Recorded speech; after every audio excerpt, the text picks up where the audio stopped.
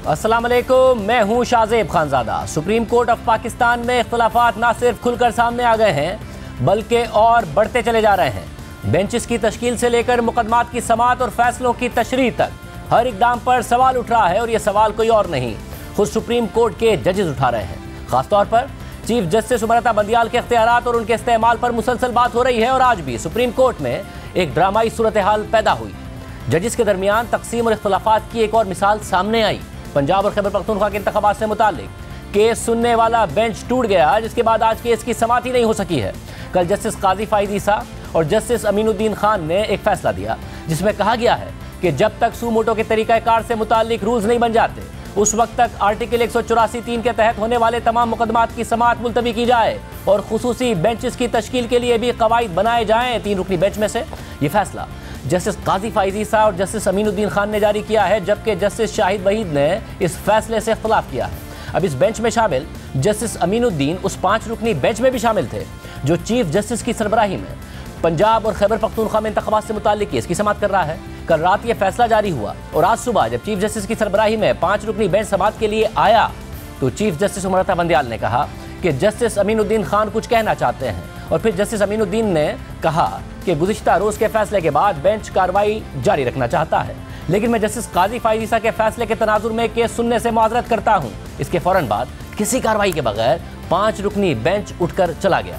इसके बाद शाम 4 बजे तक ना तो बेंच केस सुनने के लिए आया और ना ही इस हवाले से कोई हुक्म जारी किया गया। फिर कयास आराइयाँ होने लगी कि शायद चीफ जस्टिस बार काउंसिल्स और हुकूमत का देरीना मुतालबा मानते हुए फुल कोर्ट तश्कील देने जा रहे हैं ताकि तमाम जजेस की मौजूदगी में जो भी फैसला आएगा इससे अदलिया का अपना तनाज़ा भी ख़त्म हो जाएगा और आईनी बहरान भी हल हो जाएगा। मगर फिर 4 बजे के करीब अदालती अमले ने आकर बताया कि कल सुबह 11:30 बजे यही बेंच केस सुनेगा, लेकिन जस्टिस अमीनुद्दीन खान इसका हिस्सा नहीं होंगे। यानी चीफ जस्टिस की सरबराही में जस्टिस एजाजुल अहसन, जस्टिस मुनीब अख्तर और जस्टिस जमाल मंदूखेल ही समाअत करेंगे। लेकिन अहम बात यह है कि आज जो कुछ हुआ इसका कोई हुक्मनामा सामने नहीं आया है। ना तो जस्टिस अमीनुद्दीन खान के बेंच से अलग होने की तहरीरी वजूहात सामने आई हैं और ना ही चीफ जस्टिस का बेंच के टूटने और मजीद समाअत कैसे होगी इससे मुताल्लिक कोई तहरीरी हुक्मनामा सामने आया है। यानी ना हुक्मनामा सामने आया है और ना ही फुल कोर्ट बना है। हालांकि इमरान खान भी आज फुल कोर्ट पर राजी नजर आ रहे थे और इस पूरी सूरत हाल पर इमरान खान ने 3 ट्वीट्स में लिखा है कि 5 रुकनी बेंच हो या फुल कोर्ट हो, हमें इससे कोई फर्क नहीं पड़ता, क्योंकि हम सिर्फ ये जानना चाहते हैं कि इंतखाबात आइन में फराहम करदा मुद्दत यानी 90 रोज़ के दौरान हो रहे हैं या नहीं हो रहे हैं। मैंने अपनी 2 असेंबलियाँ तहलील करने से कबल अपने चोटी के आइनी माहिरीन से मुशावरत की और उन सब की मुत्तफ़िक़ा राय थी कि इंतखाबात के 90 दिन में इनेकाद के हवाले से मुतल्लिका आइन शिक को फलांगना मुमकिन नहीं है। मुजरिमों की इम्पोर्टेड सरकार, इसके सरपरस्त और एक निहायत मुतनाज़ इलेक्शन कमीशन अब आइन का खुला मजाक उड़ाने पर उतर आए हैं। दस्तूर के मुख्तलिफ हिस्सों और शिकों को खुद के लिए काबिल अमल जबकि दीगर को नाकाबिल निफाज करार देकर ये गिरोह दरअसल पाकिस्तान की असास पर हमलावर है जो आइन और कानून की हुक्मरानी पर इस्तवार है। इंतखाबात से इस हद तक खौफजदा और अपने सजा याफ्ता मुजरिम कायदीन को बचाने के लिए इस कदर बेचैन है कि दस्तूर और कानून की हुक्मरानी की आखिरी अलामत तक को मिटाने पर आमादा है। जबकि वज़ीर दिफा ख्वाजा आसिफ ने आज कहा कि बेंच का टूटना इस बात की निशानदही है कि सब ठीक नहीं है। सुप्रीम कोर्ट के अंदर इत्तेहाद का मुजाहरा नहीं हो रहा है तो वो सियासी जमातों को कैसे कहेंगे कि इत्तेहाद करें। बेंच का टूटना है या जो 4-3 और 3-2 की जो क्राइसिस चल रही है इस बात की निशानदेही कर रही है कि ऑल इज़ नॉट वेल। सियासत इस वक्त जिन हालात पे जिस नैज पे पहुंच चुकी हुई है, मेरा ख्याल है कि सुप्रीम कोर्ट को अपने आप को उससे महफूज रखना चाहिए। यहाँ पे अंदर इत्तेहाद का मुजाहरा नहीं हो रहा तो वो सियासी जमातों को किस तरह कहेंगे जी आप इत्तेहाद का मुजाहरा करें। सियासत जो है सियासतदानों के तक रहने दें। खुदारा सियासत जो है वो ऐसे अदारों में ना दाखिल होने दें जिन अदारों के हाथ में तराजू है। अब सूरत हाल यह है कि सुप्रीम कोर्ट के सीनियर तरीन जज जस्टिस काजी फाइज ईसा और justice Aminuddin Khan chief justice के इख्तियारात पर बाकायदा एक फैसले में सवाल उठा चुके हैं, जबकि इससे पहले जस्टिस याया अफरीदी और जस्टिस अतर मिनल्लाह इंतखाबात से मुताल्लिक खुद नोटिस पर सवाल उठा चुके हैं और अपने इजाफी नोट दे चुके हैं, जिनसे बाद में जस्टिस मंसूर अली शाह और जस्टिस जमाल मंदूखेल ने भी इत्तफाक कर लिया और यह करार दे दिया कि फैसला 3-2 का नहीं बल्कि 4-3 का है। इसके बाद कल की समाअत में जस्टिस जमाल मंदूखेल बार बार ये मौक़िफ़ दोहराते भी रहे और खुली अदालत में पूछते रहे कि 1 मार्च का ऑर्डर ऑफ द कोर्ट कहाँ है। यानी सुप्रीम कोर्ट के 6 जजेस तहरीरी फैसलों में खुद नोटिस और चीफ जस्टिस के इख्तियारात पर सवाल उठा चुके हैं। अंदरूनी तकसीम और इख्तलाफात में इजाफा हो रहा है। एक तरफ सुप्रीम कोर्ट में यह सूरत हाल है और ऐसे में हुकूमत भी अदलिया के हवाले से मुतहरिक हो गई है। 2 दिन पहले वज़ीर आज़म ने कौमी असम्बली से खिताब करते हुए इन मामलात पर कानून साजी की बात की। फिर काबीना ने supreme court practice and procedure के नाम से एक मुजव्वज़ा बिल की मंजूरी दे दी और उसी दिन ये बिल कौमी असम्बली में पेश किया गया, जिसमें तजवीज़ दी गई कि सू मोटो और बेंचेस की तश्कील का इख्तियार चीफ जस्टिस से लेकर 3 रुकनी कमेटी को दिया जाए, जिसमें चीफ जस्टिस समेत 2 सीनियर जजेस शामिल होंगे। इस बिल में आर्टिकल 184(3) के तहत होने वाले फैसलों में मुतासरा फरीकैन को अपील का भी हक दिया गया। फौरन ही ये बिल कायमा कमेटी को भेजा गया, जिसने कल सुबह के इजलास में इसकी मंजूरी भी दे दी और फिर कल ही हुकूमत ने यह मुजव्वज़ा बिल कौमी असम्बली से शिकवार मंजूर करा लिया और आज सेनेट से भी मंजूर करा लिया है। सेनेट में बिल के हक में 60 और मुखालफत में 19 वोट आए, जिसके बाद इसे मंजूरी के लिए सदर मुमलिकत को भेज दिया गया है। इस पर तहरीक इंसाफ के वकील अली जफर ने कहा है कि अदालती इस्लाहात का बिल आइन से मुतसादिम है और अगले 15-20 दिनों में कलअदम करार दे दिया जाएगा। सुप्रीम कोर्ट के इख्तियार में किसी किस्म की मुदाखलत करनी है कानून के ज़रिए तो उसका एक ही तरीका है, वो आइन। आइन के ज़रिए आप कर सकते हैं, नॉर्मल कानून के ज़रिए कर ही नहीं सकते। मैं आपको on the house, on the floor of the house कहता हूँ कि अगर हम ये इस किस्म का कानून पास करेंगे, अगले 15-20 दिन में ये कानून को कलअदम करार दे दिया जाएगा। इससे पहले तहरीक इंसाफ के रहनुमा फवाद चौधरी ने जस्टिस काजी फाइज़ के फैसले पर कहा कि यह शरारत है, लेकिन बैरिस्टर अली जफर का कहना था कि कोई शरारत की बात नहीं है। कल जज साहब ने कह दिया था इलेक्शन कमीशन को और बाकियों को कि वो आ जाए एक प्लान लेके, उम्मीद तो है खत्म हो जाती है। बाकी तो छोटी मोटी शरारतें हैं ये कर। सर कल जस्टिस काजी फाइज़ी साहब का भी एक फैसला आया जिसमें कोई फैसला नहीं है, ये शरारत थी इनकी। किनकी? कोर्ट रिपोर्टर्स का ग्रुप है ना, आपको पता है। कोई शरारत की बात नहीं है, ये एक फ़ैसला है, अदालत का फ़ैसला है, कोर्ट का फ़ैसला है और जिस तरह किसी और बेंच का फ़ैसला होता है उसको इज़्ज़त से देखना चाहिए। फ़ैसले के ऊपर आप बेशक तनकीद करें, आप बात करें, लेकिन फ़ैसला है। कल कसूर में जलसे से खिताब करते हुए मरियम नवाज़ ने अदलिया के हवाले से कहा था कि इमरान खान के पीछे ना लगें। इमरान खान ने अपने हर सहूलतकार को इस्तेमाल भी किया है और फिर इसकी मट्टी भी पलीद की है। आज अपने इसी बयान के हवाले से ट्वीट में मरियम नवाज़ ने लिखा है कि ये एक नाकाबिले तरदीद सच्चाई है। ना सिर्फ अपने साथी साजिशियों बल्कि अपने दोस्तों और सहूलतकारों को भी इस्तेमाल करने, बदसलूकी करने और फिर तर्क करने की इस पागल आदमी की तारीख है। जज 2 बार सोचें और मोहतात रहें। जनरल बाजवा, जनरल फैज़, साकिब निसार और एक ना तमाम फहरिस्त है। दोस्तों और ख़ानदान वालों की एक और फहरिस्त है जिनके पैसे पर यह पलता रहा, खाया पिया और फिर धोखा दे दिया। एक तरफ ये सियासी बयानबाजी जारी है और दूसरी तरफ इमरान खान को अदालतों से रिलीफ मिलने का सिलसिला जारी है। एक केस जो काबिल समात होने के मरहले से गुजरकर फर्द जुर्म आयद होने के मरहले पर पहुंच गया था। हुकूमत को इस केस से बहुत उम्मीदें थी। अब वही केस इमरान खान की सिर्फ एक हाजिरी की वजह से वापस काबिल समात होने के मरहले पर चला गया है और उस पर भी दलाइल के लिए इमरान खान को 1 महीने की मोहलत मिल गई है। एडिशनल सेशन जज जफर इकबाल ने तोशा खाना रेफरेंस की मजीद समात 29 अप्रैल तक मुलतवी कर दी है और यह भी इशारा दिया है कि केस के काबिल समात होने पर दलाइल लंबे होंगे। जबकि दूसरी तरफ जज को धमकी देने के केस में भी इमरान खान को दोबारा रिलीफ मिल गया है। गुज़िश्ता रोज इमरान खान के जो नाकाबिल जमानत वारंट गिरफ्तारी जारी हुए थे, आज सेशन अदालत ने वो कल तक के लिए मुअत्तल कर दिए हैं। और सिर्फ यही नहीं, बिलाखिर मुतअद्दिद समातों और फरीक़ैन के दलाइल मुकम्मल होने के बाद आज इस्लामाबाद हाई कोर्ट ने यह फैसला महफूज कर लिया है कि टीरियन वाइट से मुताल्लिक केस में इमरान खान की नाअहली का मामला काबिल समात है या नहीं है। इस पूरी सूरत हाल पर बात करेंगे क्योंकि मरियम नवाज इस वक्त बहुत ज़्यादा तनकीद कर रही हैं। मरियम नवाज की टीम में शामिल नून लीग के रहनुमा तलाल चौधरी साहब हमारे साथ मौजूद हैं। तलाल चौधरी साहब, बहुत शुक्रिया मशवरा जाहिर करने के लिए। ज़ाहिर है आपकी अपनी माजी की ग्रीवियंस है, आपको ना अहल करार दिया गया था कंटेम्प्ट के केस में। मरियम नवाज साहब बड़ी तनकीद कर रही हैं, कोई फ़र्क नहीं पड़ रहा है। फुल कोर्ट का मुतालबा हुआ, नहीं माना गया। 4-3 की बात की गई, नहीं मानी गई। अब 4 रुकनी बेंच बन गया है। जैसे अमीनुद्दीन खान माइनस हो गए हैं। एजाजुल हसन साहब पर आपने एतराज़ उठाया, वो भी कल शामिल होंगे, वही समात करेगा। तो आप लोगों की कोई चल नहीं रही है और आपको अब ये तैयार है कि इलेक्शन ही का हुक्म मिलने वाला है। बिस्मिल्लाहिर्रहमानिर्रहीम। शाज़ेब, बिल्कुल फ़र्क पड़ रहा है। ये जो इख्तियार है सुप्रीम कोर्ट के पास पिछले 35 साल से है, मगर ना कभी पार्लियामेंट में से कोई आवाज़ उठी, ना जज साहिबान से आवाज़ उठी, ना इस तरह कोई एक्शन सामने आया। सो वो बयानियाँ जो मरियम नवाज़ लेकर चली हैं उसके असरात पार्लियामेंट में भी लग रहे हैं और इसी तरह जज साहिबानों के फैसले हों या जज साहिबान जिस तरह उस पर बात कर रहे हैं वो बड़ी क्लियर है। और उसके बाद ये मुझे बताइए, इस सो मोटो ने पाकिस्तान को दिया क्या है? इसने लिया ही लिया है। यानी इस सो मोटो से वो फैसले किए गए जो कि इतने मुतनाज़े हुए कि ना सिर्फ अदलिया उस पर दाग लगे बल्कि पूरे का पूरा निज़ाम इंसाफ जो है उस पर दाग लगते रहे। इस सो मोटो ने भुट्टो की जो फांसी थी उस फैसले को तो ठीक ना कर सकी। इसी तरह के सो मोटो के इख्तियार ने अगर नवाज शरीफ को गलत सजा दी थी तो उसको तो ठीक ना कर सके। इसी तरह के सो मोटो ने जब आरटीएस बैठा था तो उस वक्त तो कोई एक्शन ना लिया। और इसी तरह की बाकी चीजें सो मोटो जो है वो चीफ जस्टिस साहिबान के जब तक इख्तियार में रहा उसमें ना सिर्फ मुतनाज़े नोटिस लिए गए बल्कि उसके बाद मुतनाज़े फैसले सामने आए। मगर गुज़िश्ता बरस जो असेंबली की तहलील कर दी थी इमरान खान साहब ने उसे गैर आईनी करार दिया, अदलिया नहीं दिया, और उस वक्त आप लोगों ने इसको बड़ा खराज तहसीन पेश किया।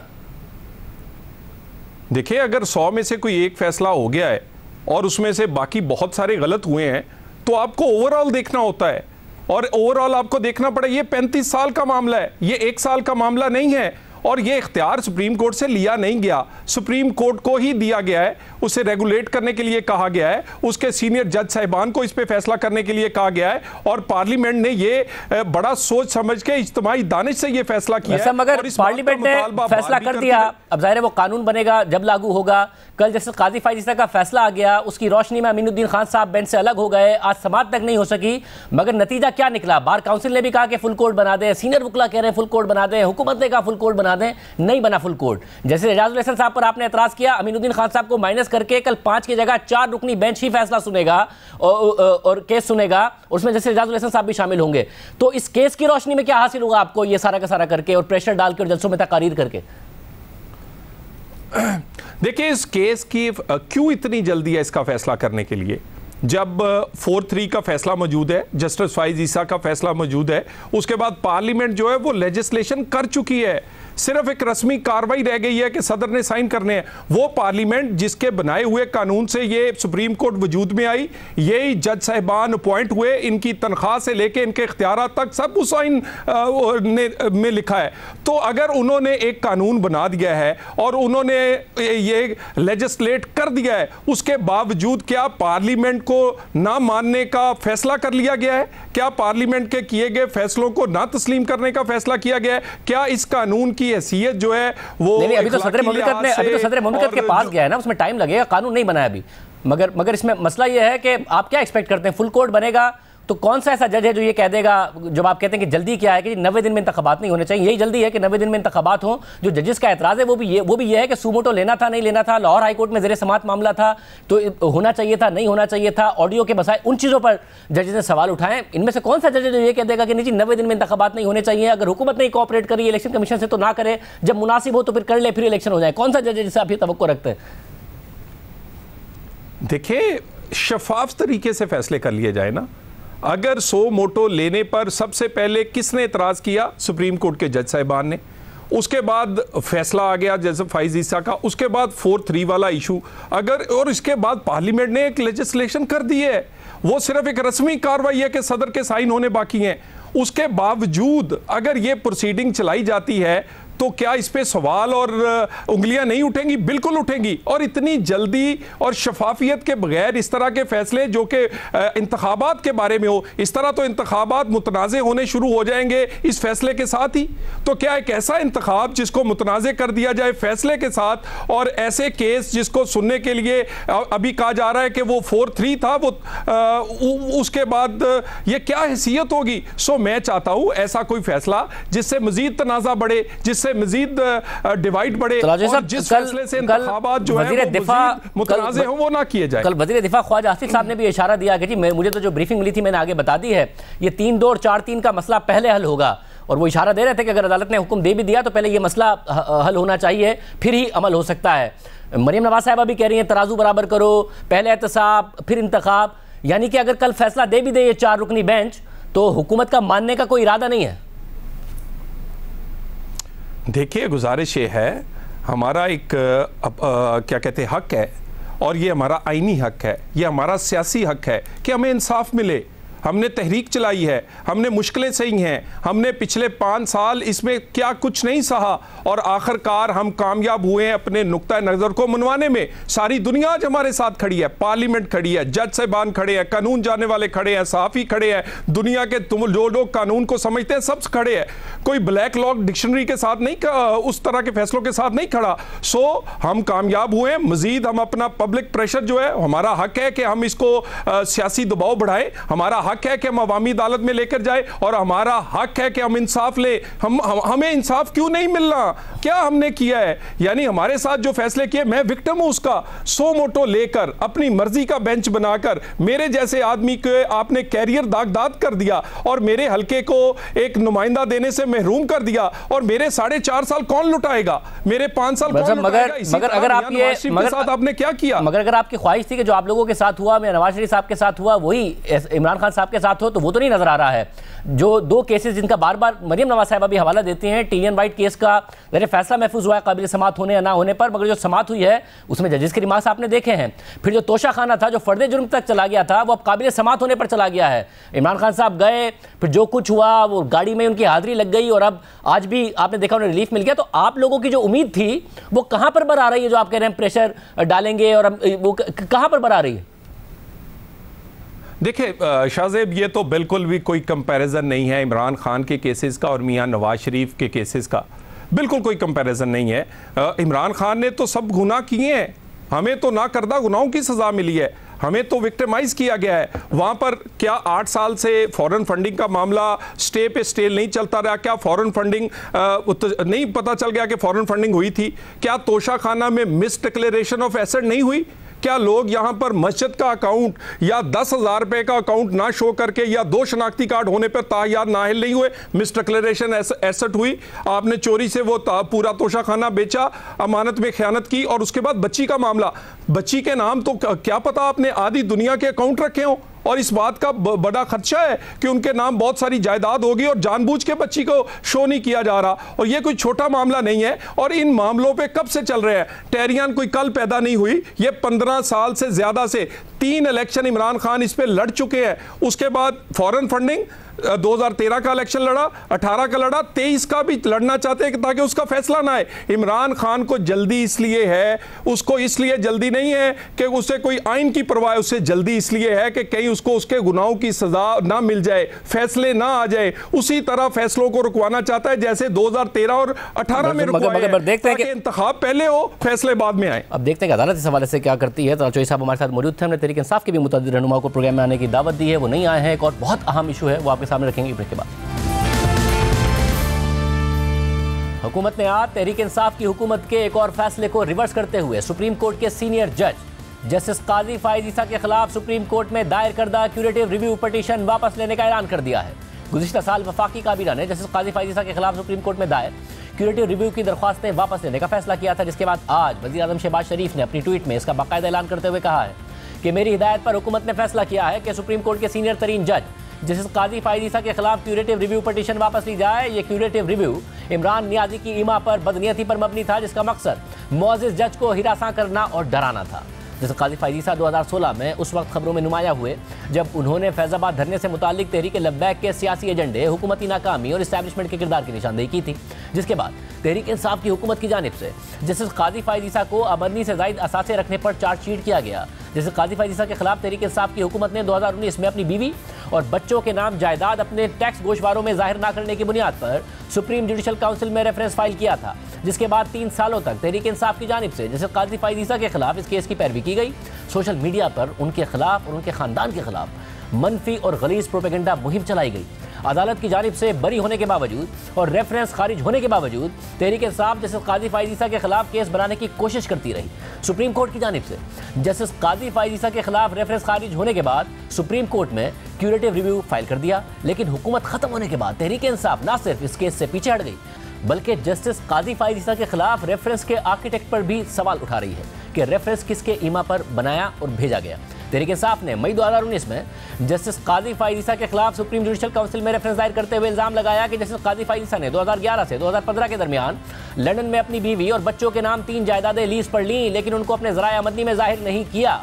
सुप्रीम कोर्ट के 10 रुकनी बेंच ने 11 महीनों तक ये केस सुनने के बाद जस्टिस काजी फाइज़ के खिलाफ हुकूमती रेफरेंस को कलअदम करार दे दिया। सुप्रीम कोर्ट के फैसले के मुताबिक सदारती रेफरेंस दाखिल करना एक अहम मामला है। उस जज के लिए संगीन नताइज होते हैं जिसके खिलाफ रेफरेंस तैयार किया जाता है। ज़ाहिरी तौर पर यह अमल एक जज की मुद्दत मुलाजमत में मुदाखलत करता है, इसलिए जो इल्ज़ाम रेफरेंस में आयद किए जाते हैं वो वाज़ेह सबूत और वाज़ेह कानूनी तज्ज़िये पर मबनी होने चाहिए। एक सदारती रेफरेंस सिर्फ मफरूज़े पर कायम नहीं किया जाता, लेकिन जस्टिस काजी फाइज़ पर फॉरेन एक्सचेंज रेगुलेशन एक्ट की जो खिलाफ वर्जी का इल्ज़ाम लगाया गया वो मफरूज़े पर मबनी है जिसके पीछे कोई सबूत नहीं, इसलिए इल्ज़ाम बरकरार नहीं रहता। फैसले के मुताबिक सदारती रेफरेंस में एक बड़ी खामी सदर की तरफ से अपनी राय ना बनाने की नाकामी है। आइन वाज़ेह तौर पर यह बताता है कि सुप्रीम कोर्ट के जज के खिलाफ सुप्रीम जुडिशल काउंसिल इंक्वायरी की हिदायत से पहले सदर को यह राय बनानी चाहिए थी कि वो जज मिसकंडक्ट का मुर्तकिब हुआ है या नहीं। सदर के लिए यह जरूरी था कि उन लोगों से मशवरे लेते जो टैक्स और माली मामलात में महारत रखते हैं। इसलिए यह बात नहीं कही जा सकती कि सदर ने यह रेफरेंस दाखिल करने के लिए एक इन्फॉर्म्ड ओपिनियन कायम किया था, बल्कि उन्होंने सिर्फ वजीर आजम के मशवरे की पैरवी की थी और इसकी सदाकत का जायजा नहीं लिया था। इन तमाम खामियों के पेश नज़र रेफरेंस को कलअदम करार दिया जाता है। सुप्रीम कोर्ट ने जस्टिस काजी फाइज़ के खिलाफ रेफरेंस तो कलअदम करार दे दिया था, लेकिन FBI को उनके और उनके अहल खाना की जायदादों की तहकीकात का हुक्म दे दिया था, जिसके खिलाफ जस्टिस काजी फाइज़ ने दरख्वास्त की थी। जिसके बाद अप्रैल 2021 को जारी किए गए फैसले में सुप्रीम कोर्ट ने जस्टिस काजी फाइज़ और उनकी अहलिया के मौक़िफ़ को तस्लीम करते हुए 19 जून 2020 के इस हुक्म को भी वापस ले लिया था। 10 रुकनी बेंच ने 6-4 की अक्सरियत से न सिर्फ इस हुक्म को वापस लिया बल्कि इस ज़मीन में होने वाली तमाम कार्रवाइयों को भी गैर कानूनी करार दे दिया था। लेकिन जब अगले साल 29 जनवरी को इस केस का तफसीली फैसला सामने आया तो तहरीक इंसाफ के हुकूमती अराकीन की जानिब से सुप्रीम कोर्ट के फैसले की गलत तशरीह करके जैसे काजी फाइज़ के खिलाफ मनफी प्रोपेगेंडा मुहिम चलाई गई और ये तासुर दिया गया कि इस फैसले से जजेस और उनके अहले खाना को एहतसाब से इस्तिस्ना दिया गया है, जबकि इस फैसले में ये लिखा था कि जजेस और उनके अहले खाना के साथ वैसा ही सलूक किया जाएगा जैसा कि किसी आम शहरी के साथ। लेकिन अगर मसला जैसे काजी फाइज़ की अहलिया की जायदादों का है, उनकी अपनी नहीं और उनकी अहलिया इंडिपेंडेंट है, तो ये मामला सुप्रीम जुडिशल काउंसिल को नहीं भिजवाया जा सकता। इसके अलावा अदालत इसकी तहकीकात का हुक्म नहीं दे सकती। यानी सुप्रीम कोर्ट ने उनकी अहलिया के खिलाफ FBI को आज़ादाना तहकीकात से नहीं रोका था। एक तरफ अदालती ऑर्डर्स जैसे काजी फाइज़ को तहरीक इंसाफ की हुकूमत की जानिब से लगाए जाने वाले इल्ज़ामात से बरी कर रही थी, उनके खिलाफ तहकीकात में कोई सबूत भी सामने नहीं आए थे, लेकिन इसके बावजूद तहरीक इंसाफ ने उनके खिलाफ सुप्रीम कोर्ट में क्यूरेटिव रिव्यू पटिशन दायर कर दी। लेकिन हुकूमत ख़त्म होने के बाद तहरीक इंसाफ इस केस से पीछे हट गई। पहले साबिक वज़ीर आज़म इमरान खान ने गुज़िश्ता साल अप्रैल में इसे अपनी गलती करार देते हुए इसकी जिम्मेदारी उस वक्त के वज़ीर कानून फ़रूग नसीम पर डाल दी, जबकि फ़रूग नसीम ने दावा किया कि यह रेफरेंस वज़ीर आज़म की मंजूरी के बगैर आगे बढ़ ही नहीं सकता था और वज़ीर आज़म ने इसके लिए इसरार किया था। और फिर साबिक वज़ीर इत्तलात फवाद चौधरी ने फ़रूग नसीम को मुखातिब करते हुए कहा कि उन्हें जिम्मेदारी लेनी चाहिए क्योंकि काबीना में उनकी मुखालफत के बावजूद फ़रूग नसीम इस मामले पर इसरार करते रहे। तो फ़रूग नसीम ने फवाद चौधरी को जवाब देते हुए कहा कि रेफरेंस काबीना के जरिए तो गया ही नहीं था। फवाद चौधरी काबीना के वो मिनट्स दिखा दें जिसमें उन्होंने मुखालफत की थी। वज़ीर आज़म इमरान खान ने खुद रेफरेंस दायर करने का कहा था। इमरान खान साहब ने कहा है कि मेरी गलती थी कि जस्टिस फाइज़ के खिलाफ रेफरेंस बनाया गया और मुझे मिसगाइड किया गया। और फवाद चौधरी साहब ने कहा है कि आपने बाकायदा इसरार किया, वरना यहाँ तक भी डिबेट हुई कि ये जो बार एसोसिएशन है बुकला का काम है, अगर इस किस्म की कोई चीज़ आई भी है हुकूमत का काम नहीं है, मगर आपने इसरार करके ये काम कराया, आपने मिसगाइड किया वज़ीर आज़म इमरान खान को जस्टिस फाइज़ के खिलाफ। देखें टोटल नॉनसेंस। अब देखें मुझे पुश कर रहे हैं ना, तो फिर मैं बताता हूँ आपको। हुआ ये सुबह 7 बजे फ़ोन आया इमरान खान साहब का मेरे पास और उनका कि फ़ौरन आओ। मैंने कहा सर आता हूँ। मैं 9 साढ़े 9 तक पहुँचा, नहीं मुल्क साहब ज़िंदा थे और उन्होंने यही कहा कि ये जो इनकी एसेट्स हैं ये इस तरह का है और हमारा एंटी करप्शन का एजेंडा है, फ़ौरन इसका रेफरेंस बनाया जाए। अच्छा अब बात सारी ये है कि मुझे क्या पड़ी थी, वो तो जो भी चीज़ रिकवर हुई इंफॉर्मेशन ARU की तरफ से रिकवर हुई। अच्छा अगर 1 मिनट के लिए मान लेते हैं मैं कह रहा था उनको ये बनाने के लिए, तो ये डिसीजन मेकर तो इमरान खान साहब थे, सदर पाकिस्तान थे, ये सारा गलत है। ताहम जब इमरान खान ने गलती का एतराफ़ किया तो सदर आरिफ अलवी भी अपनी पोजीशन से पीछे हट गए और कहा कि अगर इमरान खान समझते हैं कि उन्हें ये नहीं करना चाहिए था तो मुझे भी ये नहीं करना चाहिए। हालांकि सदर आरिफ अलवी कैसे पहले रेफरेंस का दिफा करते थे, आज तहरीक इंसाफ रेफरेंस की जिम्मेदारी लेने को भी तैयार नहीं है, जबकि खुद साबिक DG FIA बशीर मेमन ने 28 अप्रैल 2021 को हमारे प्रोग्राम में दावा किया कि हुकूमत चाहती थी कि FIA जस्टिस काजी फाइज़ के खिलाफ केस तैयार करे।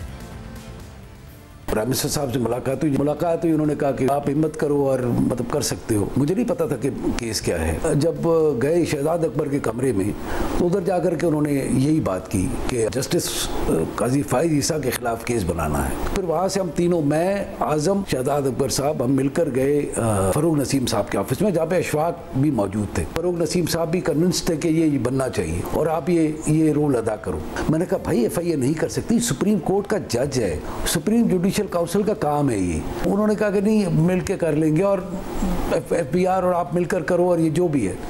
लेकिन आई रिफ्यूज्ड, ये FIA नहीं करेगी एज एन इंस्टीट्यूशन, हम अपने आप को ख़राब नहीं कर सकते। और अब जब जस्टिस काजी फाइज ईसा को रवां साल सितंबर में सुप्रीम कोर्ट का चीफ जस्टिस बनना है, तो तहरीक इंसाफ के सीनियर रहनुमा और साबिक वज़ीर इत्तलात फवाद चौधरी का अपने हालिया इंटरव्यू में कहना है कि हमारा जस्टिस काजी फाइज ईसा के साथ एहतराम का ताल्लुक है, उनके खिलाफ रेफरेंस फाइल नहीं करना चाहिए था। मगर जब ये केस सुप्रीम कोर्ट में चल रहा था तो उस वक्त फवाद चौधरी ने जस्टिस काजी फाइज ईसा पर सख्त तनकीद की थी और लिखा था कि एक हफ्ते से सुप्रीम कोर्ट के एक अंडर ट्रायल जज की तकरीरें सुन रहे हैं, अगर जवाब दिया तो दुख हुआ से तौहीन होगी के भाषण आ जाएंगे। मोहतरम, अगर आपको भी अपने गॉडफादर इफ्तिखार चौधरी की तरह सियासत का शौक है तो मुस्ताफ़ी होकर काउंसलर का इलेक्शन लड़ें, मकबूलियत और कबूलियत दोनों का अंदाज़ा हो जाएगा। जैसे काजी फाइज ईसा के खिलाफ इस ट्वीट पर जस्टिस काजी फाइज ईसा की एहलिया ने फवाद चौधरी के खिलाफ मार्च 2021 में तौहीन अदालत की दरख्वास्त भी दायर की थी, मगर कुछ नहीं हुआ था। आज तहरीक इंसाफ कह रही है उनका एहतराम करते हैं, गलती मान रही है और इमरान खान मुल्क में रूल ऑफ लॉ के दावेदार हैं। हमें बड़े शामिल करते हैं।